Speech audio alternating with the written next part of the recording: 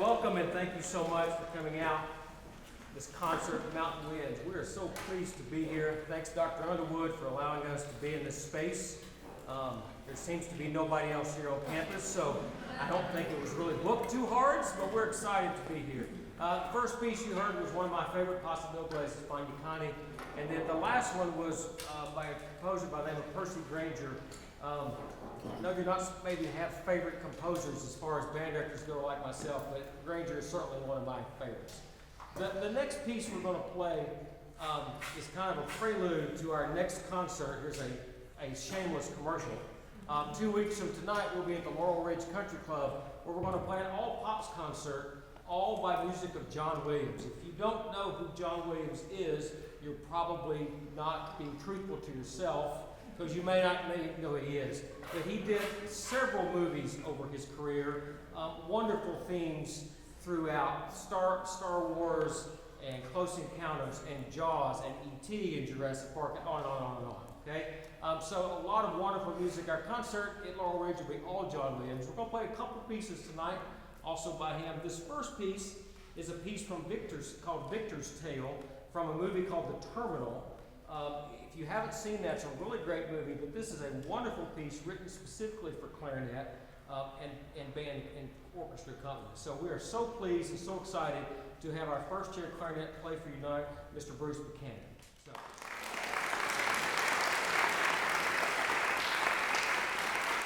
I hope you enjoy Victor's Tale. Okay?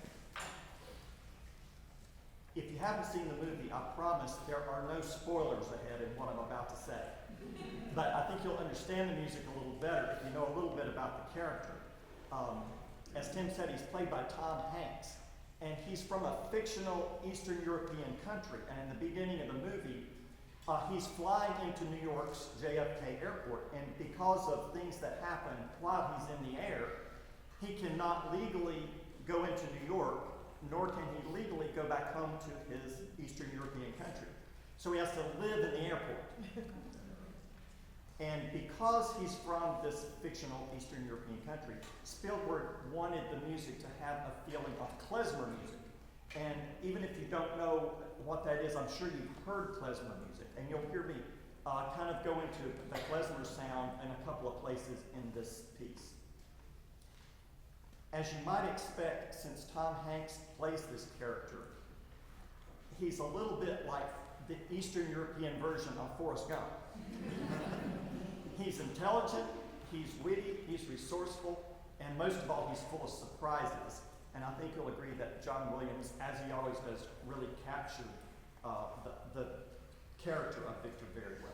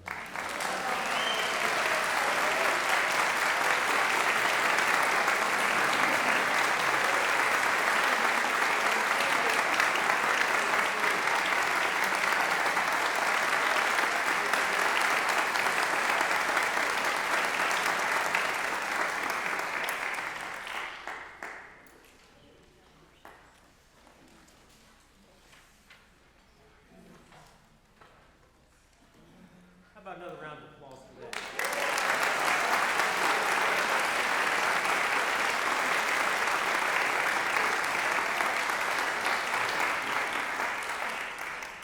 Next piece, let me introduce the conductor.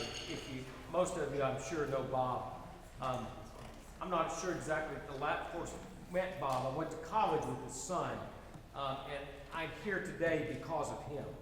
He calls and says, "Hey, we've got a job at Tuscola. Would you be interested?" And I said, "Where is it?" And so I ended up in Waynesville and was going to be there about 2 or 3 years.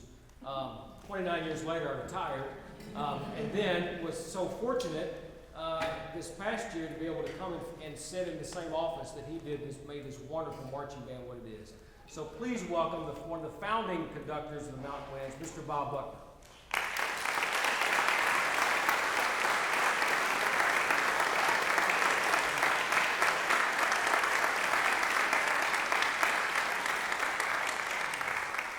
Thank you. In the interest of giving the brass players a little bit of a break, I'll tell you a little bit about the band. The band was begun 15 years ago. I think this is our 15th season. And basically, it was done to help build some support in our community. It was one of the things we talked about in the marching band office about how to get people in our community, in our Western Carolina community involved. And so that's how it began. And the primary force behind this was John Henson. And he did not have a band to conduct, so we have one for him now. So John has been instrumental in keeping this thing going over the years. We now have members from 4 different counties. We have Graham County, Swain County, Haywood County, and Jackson County. And we're still open, in case you'd like to join. And we're so privileged to have so many talented people, but it's become kind of a social club. We really enjoy being able to spend some time together. And a lot of people have connections that go back a lot of years. Bruce Buchanan was in my high school band at Silver Webster High School. And he told me a while ago, he said, "You taught me everything I know." I said, "No, I didn't. I got you through the Purple Book." If you could play the Purple Book, you could pretty much play anything. And there are several other members of the band who were in the Silver Webster band during the 60s and 70s. And I'm real thankful that we can still make music together. Our next piece is it's really written to open concerts, but I think you'll understand the title when you hear it. It's entitled Ignition.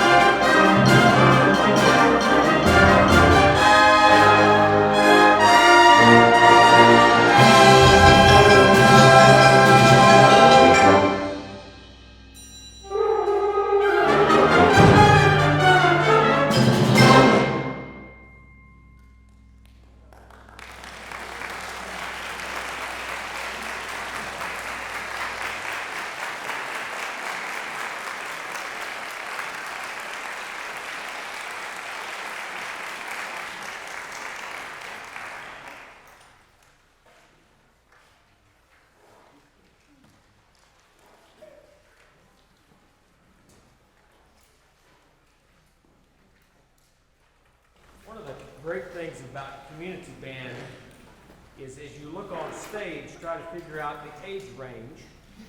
And what you'll see is it's more than 5 years and probably more than 10, maybe more than 20.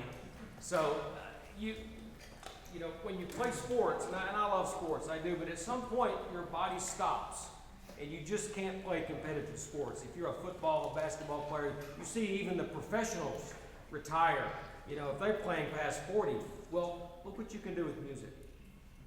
You can play and play and play. And the other great thing about playing in any type of band, but particularly a community band, that, you know, when I was doing symphony band at Western, that was a wonderful experience. But most of those guys are music majors. That's their thing. This group up here is every possible combination. Some of them were in band in high school, and they just decided to play. And they have no professions, not even related to music. Some of them were band directors like myself and several folks on stage. So it's a wide range. It's a wonderful opportunity. So again, commercial number 2, I guess. If you have an instrument and you haven't sold it yet, okay, that's the definition. By the way, if you think I can't play anymore, do you still own it? Okay, if you haven't put it in the yard sale or donated it, you can still get it out of the case. And we would love to have you come play with us. The next piece that we're going to play is another John Williams. Again, we'll play this again at Laurel Ridge. I'm not sure that I personally have a favorite. I love John Williams' music, just about all of it. It's just such great melodic material. I'm not sure that I could have a favorite, but this certainly is at the top of the list. This is excerpts from a movie called Far and Away. The really cool part about this one, among others, is if you were ever in band in your life, you played John Williams. 6th grade, they teach you how to play Jaws on tuba, mostly because they only know 2 notes. And so then we teach you at some point in 6th grade, you'll have an arrangement of Empire Strikes Back or Star Wars, and you can go to any beginning band concert and hear that. Those are called arrangements, which means they took that piece and they just made it for whatever. This is a transcription. The difference being is when you're John Williams, you don't have to worry about whether they can play it or not. Okay? He does movie music with the best musicians in the world, so he writes what he wants. Well, this is a transcription of Far and Away, so this is pretty much the exact thing that the United States Marine Band played with him conducting. So, with that said, there are way too many solos, but I do want to recognize too, most community bands don't have the luxury of having an oboe and an English horn player.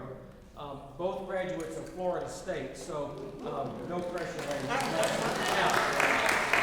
so I hope you enjoy excerpts from Far and Away.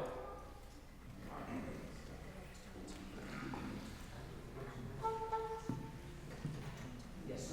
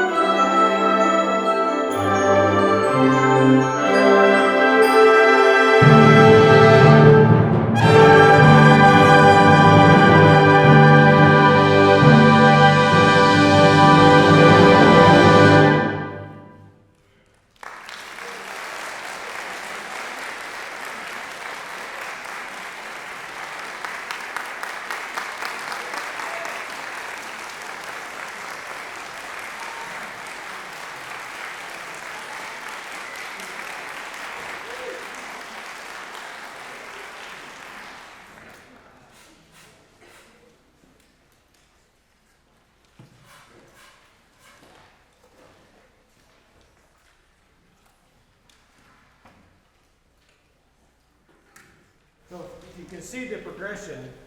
You have Bob, who was my mentor and got me into this, both feet. And then John was in my high school band. So you can see, and the height, never mind. But I'm so thankful that these gentlemen have asked me to work a little bit with this group, and I had just a fantastic time. But please give it up for John and Bob, because they're the ones who started it.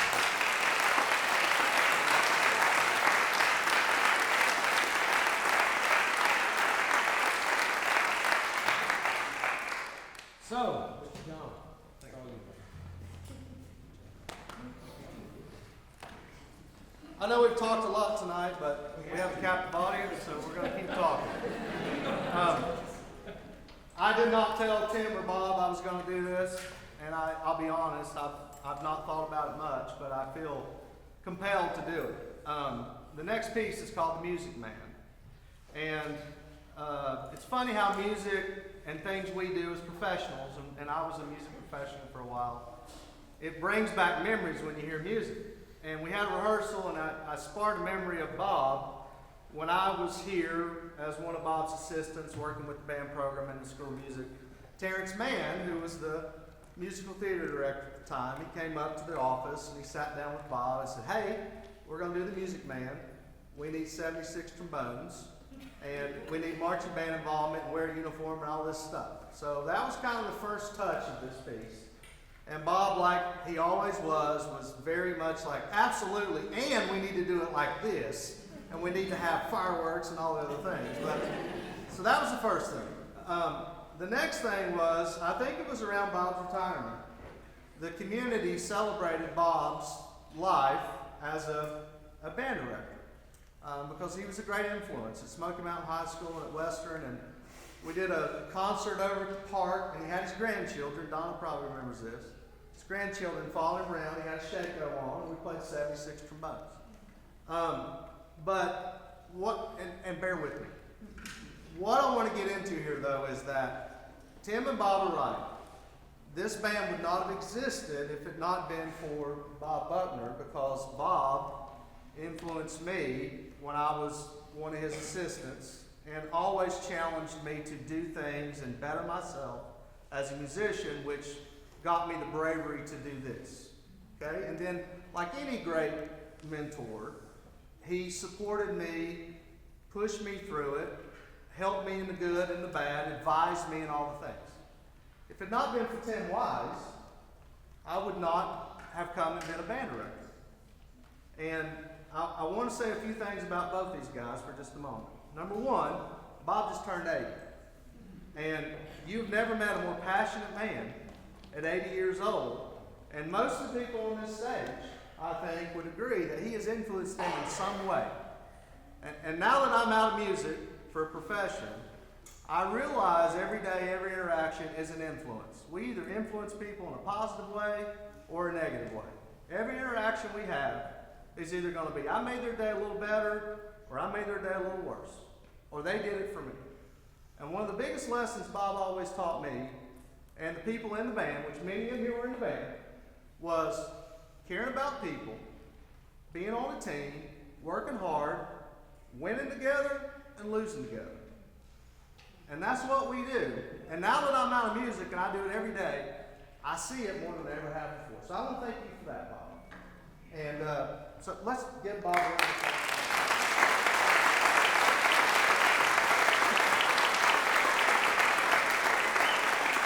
And I don't want to go on and on about it, but the influence he's had on lives in this room are great.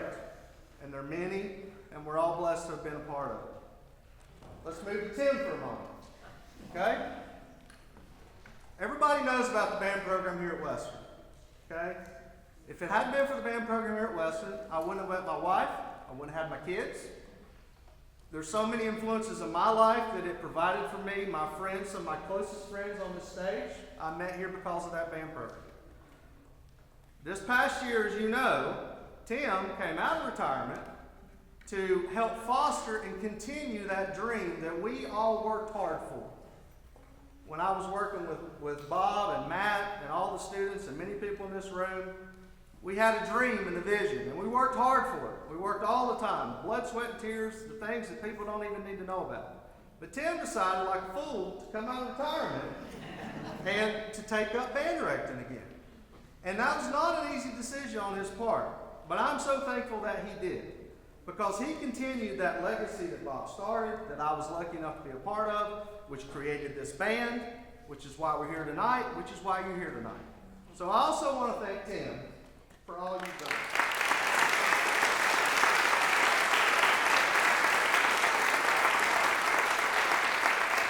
I'm going to stop because I could keep going, but a lot of people on this stage have influenced my life in a positive way. Some of my teachers are on this stage, my best friends are on this stage, many of you in this audience, I met you because of people on this stage. None of that would have happened if it had not been for these two men. And I think it's very important that they get recognized for that. And I'm proud that we keep this band going. I'm very proud that Bob still continues to bring his energy to this, and Tim's brought his energy to this, and we continue to keep doing it. So thank you for being here tonight. All that being said, the next piece is for Bob and Tim. It's called The Music Man. We hope you enjoy it.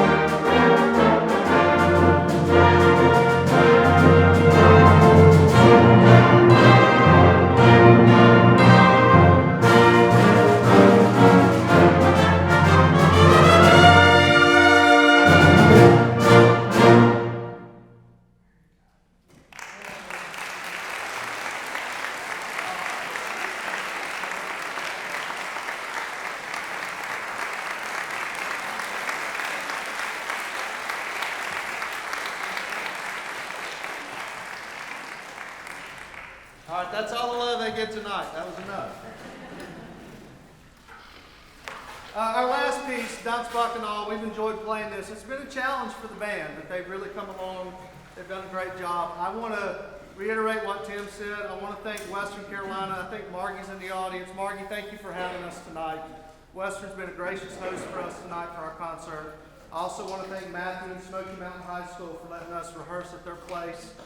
We couldn't do it without that, and tonight's been an absolute blessing. We do hope you'll come to Laurel Ridge. There's a cash bar with Pepsi and Coke items. Come on down. There's a big band playing early at 5:30, and then we play at 6:45. There's a meal afterwards. If you want to come to dinner, just make reservations at Laurel Ridge, but it's going to be an absolute great evening. We hope you'll join us. That is the first Tuesday in June. Okay, so once again, thank you for being here tonight. We've enjoyed this. We hope you have, and we'll end our program with Dance Bacchanal. Thanks.